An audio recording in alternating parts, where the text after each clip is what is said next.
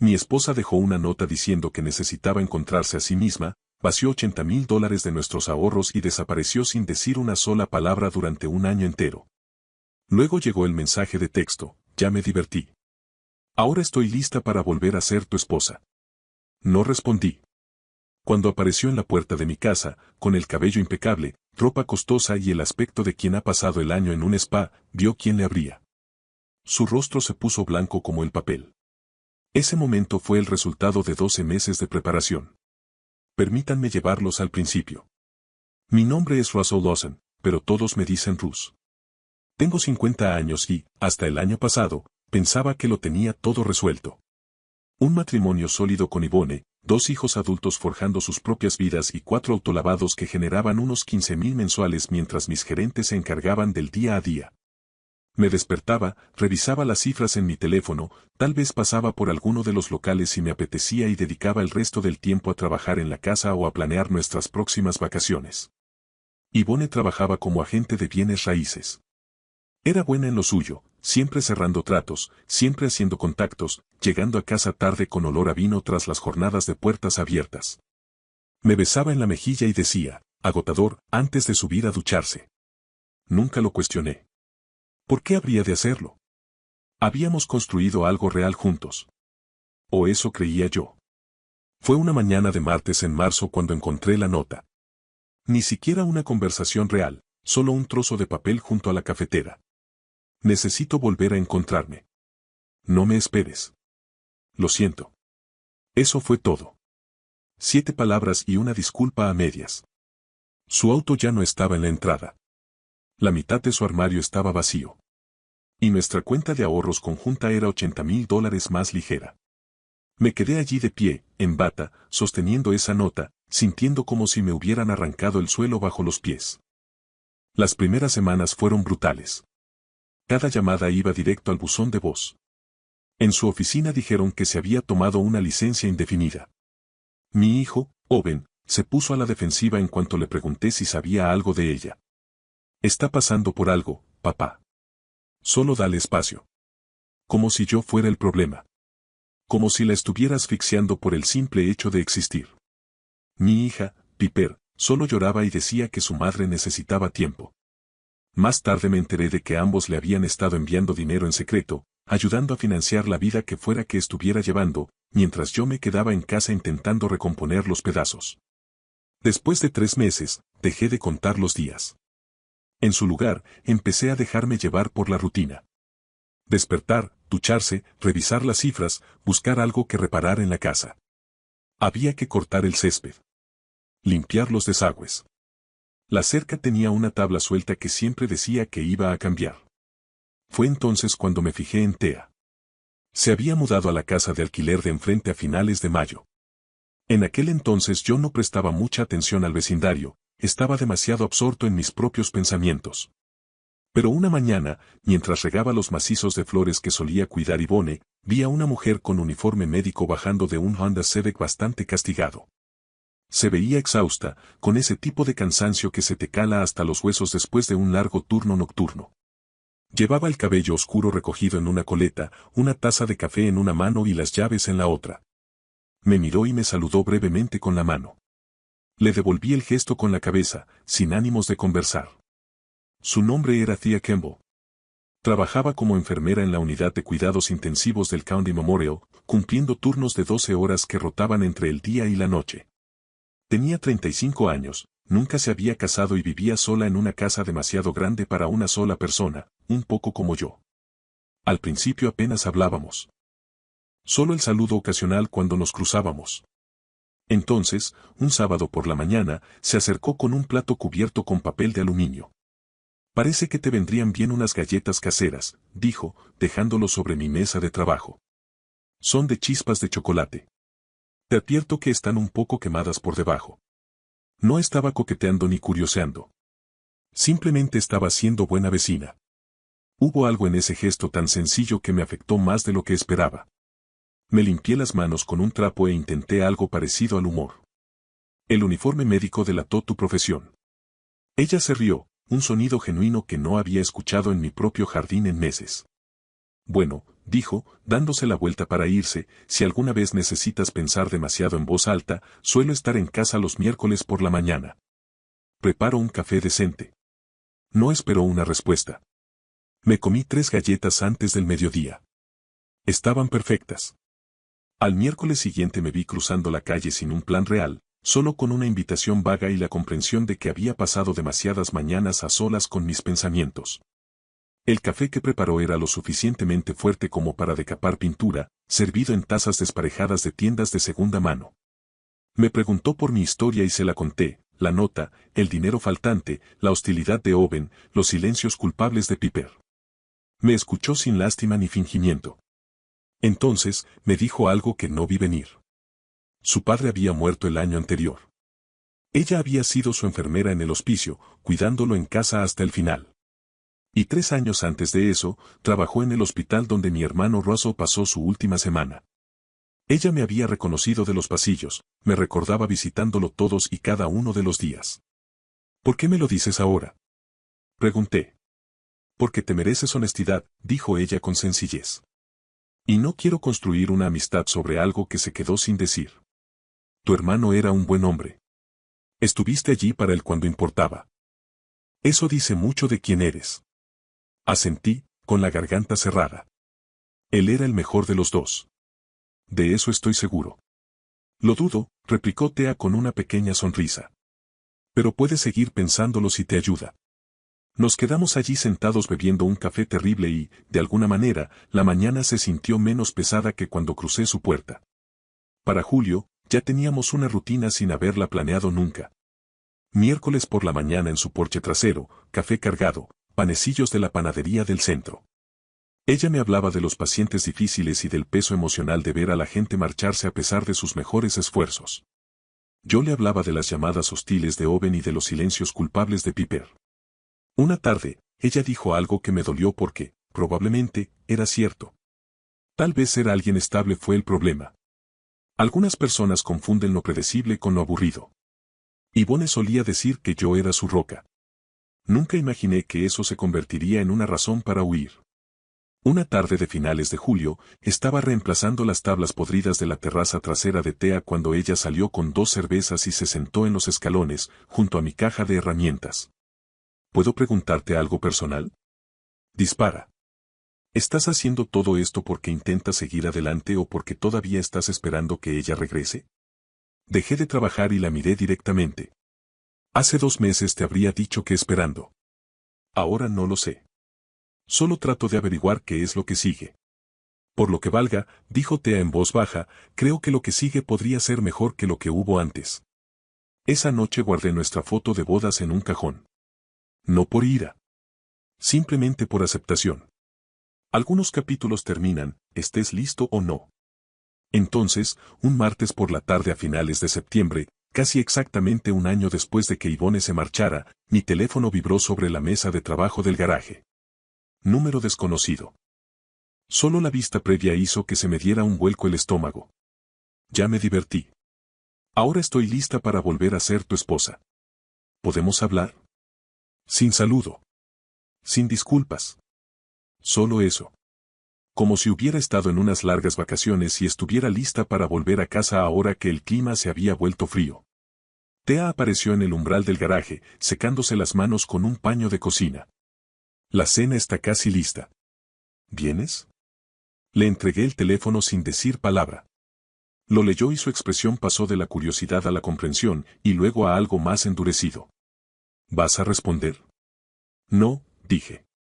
La palabra salió con más seguridad de la que sentía. No hay nada que decir a eso. Ella tenía razón en que el silencio no sería suficiente.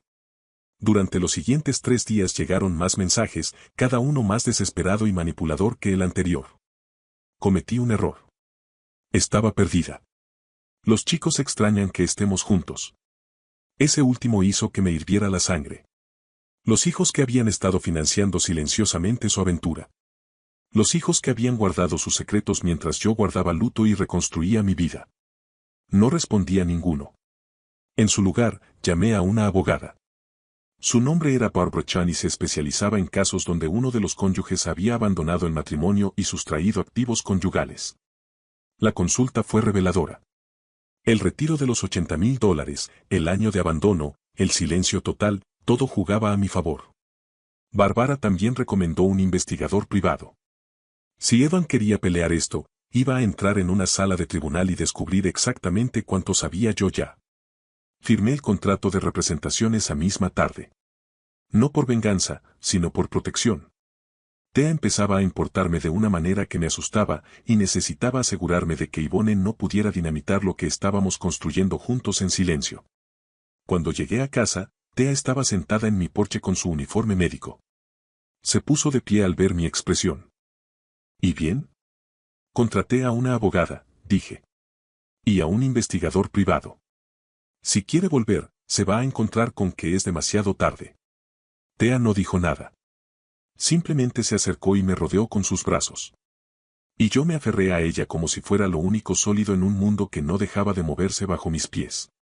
2 semanas después, llamaron a la puerta. Era un sábado por la mañana. Thea estaba arriba, duchándose. Habíamos pasado la tarde anterior revisando cajas en el ático, clasificando qué conservar y qué tirar de una vez por todas. Se sentía simbólico, de alguna manera, limpiar el pasado para hacer espacio a lo que viniera después. Los golpes eran insistentes. Exigentes. Supe quién era incluso antes de mirar por la ventana. Yvonne estaba en mi porche, con el aspecto de haber salido de una revista. Cabello perfecto. Maquillaje impecable. Llevaba un atuendo que probablemente costaba más que el alquiler mensual de la mayoría de la gente. Se veía bronceada y descansada, como si hubiera pasado el año en un complejo turístico en lugar de destruyendo un matrimonio. No abrí la puerta de inmediato. Me quedé allí, observando a esta mujer con la que había pasado 26 años, y no sentí absolutamente nada. Ni ira. Ni anhelo. Ni curiosidad sobre dónde había estado o qué había hecho. Solo un espacio frío y vacío donde antes solía habitar todo aquello. El sonido de la ducha en el piso de arriba se detuvo. Russell, sé que estás ahí. Puedo ver tu camioneta. Por favor, hablemos. Caminé hacia la puerta, pero no la abrí. Tienes que irte, Yvonne. No hay nada de qué hablar. Cometí un error, gritó a través de la puerta, con su voz cambiando a ese tono de súplica que usaba cuando quería algo. Estaba confundida. Necesitaba tiempo para aclarar las cosas. Pero ya estoy lista. Quiero volver a casa. Esta ya no es tu casa, dije, con voz plana y objetiva. Te fuiste. Te llevaste $80,000 y desapareciste durante un año sin decir palabra. No tienes derecho a volver simplemente porque decidiste que estás lista. En ese momento escuché pasos en la escalera detrás de mí. Thea apareció en el rellano vistiendo una de mis viejas camisetas, con el cabello aún húmedo por la ducha. Interpretó la situación al instante. ¿Quieres que abra yo? Di un paso atrás. Sí. Creo que eso sería perfecto. Thea caminó hacia la puerta y la abrió. La expresión cuidadosamente elaborada de Yvonne se hizo añicos en el momento en que vio quién estaba de pie en mi entrada, en mi casa, usando mi ropa. Sus ojos bajaron del rostro de las Thea hacia su vientre, que apenas empezaba a mostrar una suave curva de 5 meses. Nos habíamos enterado del embarazo 3 semanas antes, justo cuando empezaron a llegar los mensajes desesperados. El rostro de Yvonne se puso blanco como un fantasma. Perdió todo el color, como si alguien le hubiera quitado el tapón. Su boca se abría y cerraba sin producir una sola palabra. ¿Puedo ayudarla? Preguntó Thea, con voz educada y firme. Sin hostilidad. Sin presunción. Simplemente presente y completamente inquebrantable. ¿Quién eres tú? Logró decir Yvonne finalmente, apenas por encima de un susurro. Soy Thea. Y usted tiene que irse. Russell dejó claro que no quiere hablar con usted. Yvonne miró más allá de Thea, intentando buscar mi mirada. Yo ya me había dado la vuelta y caminaba hacia la cocina para servirme un café. A través de la ventana, la vi quedarse en el porche durante un largo momento, con su compostura perfecta totalmente demolida. Luego se dio la vuelta y caminó de regreso a su auto, con pasos inestables, como si no pudiera dar crédito a lo que acababa de suceder. Thea entró en la cocina y se puso a mi lado. ¿Estás bien? Sí, dije, sorprendido al darme cuenta de que era verdad. Realmente lo estoy. Owen apareció 2 días después con su esposa, Melissa, quien llevó la voz cantante. Me encontraron en la entrada lavando mi camioneta. La voz de Owen estaba tensa. Con una rabia apenas contenida, 27 años y actuando como un adolescente defendiendo el honor de su madre. Los dejé hablar. Luego le recordé, con calma, que su madre no había cometido un error. Ella había tomado una serie de decisiones deliberadas: marcharse, llevarse el dinero, desaparecer durante un año sin siquiera una llamada telefónica. Aquello no fueron fallos de juicio. Fueron decisiones. Melissa intentó el ángulo legal, tachándolo de adulterio y advirtiéndome que pesaría en el tribunal. Le dije que tal vez quería preguntarle a su suegra lo que el investigador privado ya había descubierto. Eso le quitó toda la prepotencia a la voz de Owen. Esto no ha terminado, papá, dijo mientras se marchaban. Para tu madre sí, respondí. Yo solo lo estoy haciendo oficial. Fue Piper quien se acercó a mí con honestidad. Nos reunimos en un pequeño café del centro en noviembre. Se disculpó por enviarle dinero a su madre. Por guardar sus secretos. Luego me contó lo que había escuchado por casualidad: Yvonne al teléfono con una amiga, riendo, llamándome predecible y aburrido. Llamándome un sueldo confiable.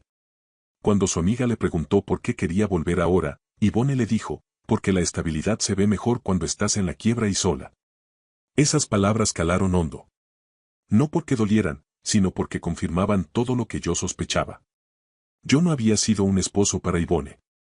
Había sido un plan de reserva. Thea no te robó de mamá, dijo Piper en voz baja, con la mirada fija en la mía. Mamá te desechó. Thea simplemente fue lo suficientemente inteligente para ver lo que ella hizo. La audiencia del divorcio llegó en una mañana fría de febrero. Yvonne trajo a su abogado.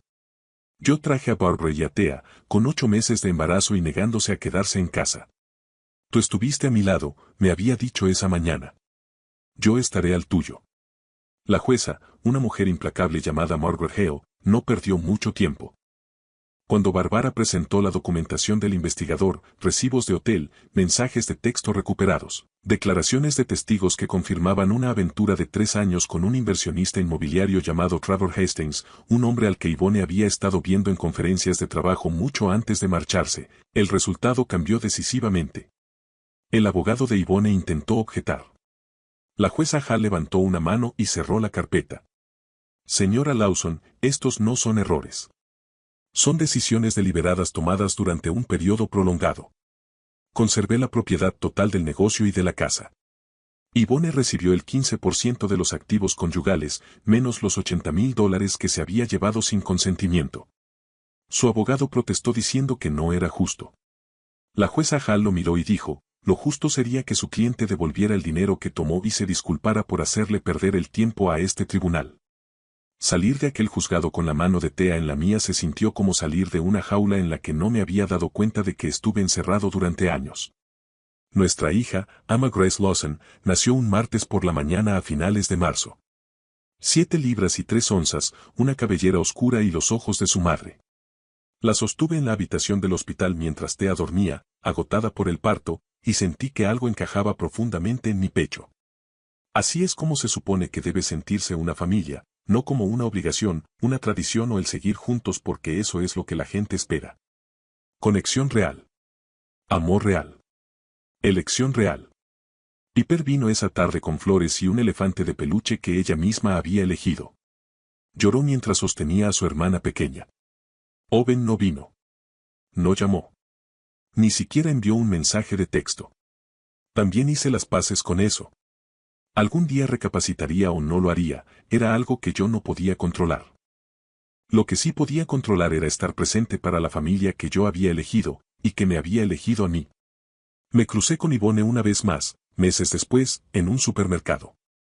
Estaba sola, empujando un carrito con algunos artículos básicos. Se veía más vieja, más pequeña de alguna manera, como si la vida le hubiera arrebatado algo esencial. Dijo que Emma era hermosa. Me felicitó por la boda. Le di las gracias y seguí caminando. Ya no había ira. Ni amargura. Solo indiferencia. Era alguien a quien solía conocer. Esa noche me senté en el porche trasero con Thea mientras Emma dormía en su Moisés entre nosotros. El negocio iba mejor que nunca. La casa se sentía cálida y llena por primera vez en años. ¿En qué piensas?, preguntó Thea, con su mano descansando sobre la mía. En cómo todo tuvo que desmoronarse para poder reconstruirse bien, dije. Si Yvonne no se hubiera ido, nunca te habría encontrado. Nunca habría tenido a Emma. Nunca me habría dado cuenta de que me estaba conformando con ser la opción confiable de alguien en lugar de su primera elección. Tú eres mi primera elección, afirmó Thea con firmeza. Todos y cada uno de los días. Y tú la mía. Emma hizo un pequeño ruido mientras dormía y ambos sonreímos. Esta era la vida que debía tener, no la que había planeado ni esperado, sino por la que había luchado, la que me había ganado y la que había elegido con los ojos claros y el corazón abierto. A veces, lo mejor que te puede pasar es lo peor. Porque te obliga a reconstruirte en algo mucho más fuerte de lo que eras antes.